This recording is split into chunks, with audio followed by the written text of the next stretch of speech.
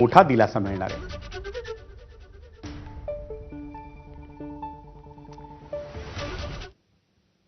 ठाणे महापालिकेच्या परिवहन सेवेच्या ताफ्यात आता 100 नव्या भगव्या बसेस येणार आहेत। ठाणे महापालिका परिवहन सेवेच्या अर्थसंकल्पात ही बाब नमूद करण्यात आली आहे। त्यासाठी केंद्र सरकारने निधी दिला असून या बसेस भगव्या रंगातल्या असतील।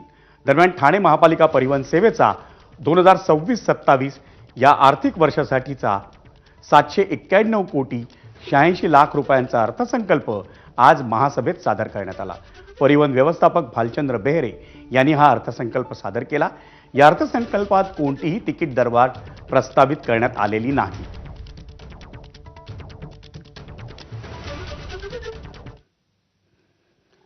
भोंदूगिरीतून कोट्यवधींची कमाई केल्याचा आरोप असलेल्या अशोक खरातच्या मालमत्तेचा माग काढताना त्याचे धागेदोरे हे थेट पनवेलपर्यंत येऊन पोहोचलेत।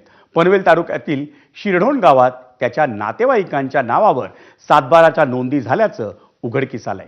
या जमीन व्यवहारासाठी कोट्यवधी रुपये वापरल्याची चर्चा आहे आणि नोंदणी प्रक्रिया देखील जलद करण्यासाठी महसूल विभागातील काही अधिकाऱ्यांनी मदत केल्याचे आरोप होत आहेत। पनवेल परिसरात वाढत्या जमीन दराचा फायदा घेण्यासाठी खरातनं गुंतवणूक केल्याचा संशय व्यक्त केला जातोय। पण या व्यवहारात वापरलेली मोठी रक्कम नेमकी कुठून आली याबाबतच्या चौकशीची मागणी आता जोर धरते। तसंच या प्रकरणात संबंधित अधिकाऱ्यांची भूमिकाही संशयाच्या भोवऱ्यात सापडली आहे।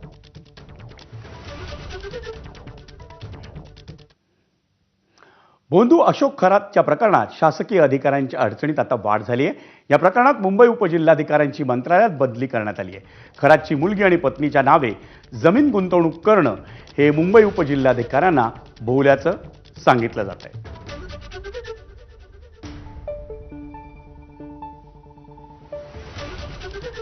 या संदर्भात आपण सविस्तर माहिती जाणून घेऊया आपला प्रतिनिधी मुकुल कुलकर्णीकडून। मुकुल, काय सविस्तर माहिती आहे? अशोक खरात याच्या पत्नीसोबत अभिजित भांडे पाटील यांच्या पत्नीची भागीदारी होती। त्यांच्या कुटुंबासोबत त्यांचे आर्थिक संबंध असल्याचं समोर आलेलं होतं आणि त्यामुळे अभिजित भांडे पाटील जे उपजिल्हाधिकारी पदावर कार्यरत होते त्यांची प्रतिनियुक्ती ही संपुष्टात आणण्यात आलेली आहे आणि त्यांना आता पुन्हा एकदा मंत्रालयामध्ये कामकाजासाठी रुजू होण्याचे आदेश देण्यात आलेले आहेत।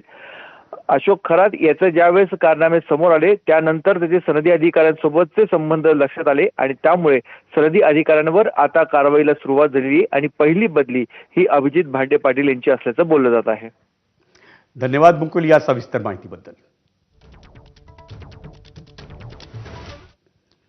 आणि एक मोठी बातमी आहे, काँग्रेसच्या ज्येष्ठ नेत्या सोनिया गांधी यांची तब्येत अचानक बिघडल्याची माहिती हाती आली आहे। त्यांना तातडीनं दिल्लीतल्या गंगाराम रुग्णालयात उपचारांसाठी हलवण्यात आलंय।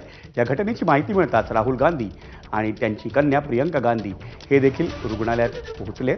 सध्या डॉक्टरांच्या देखरेखीखाली सोनिया गांधी यांच्यावर उपचार सुरू आहेत।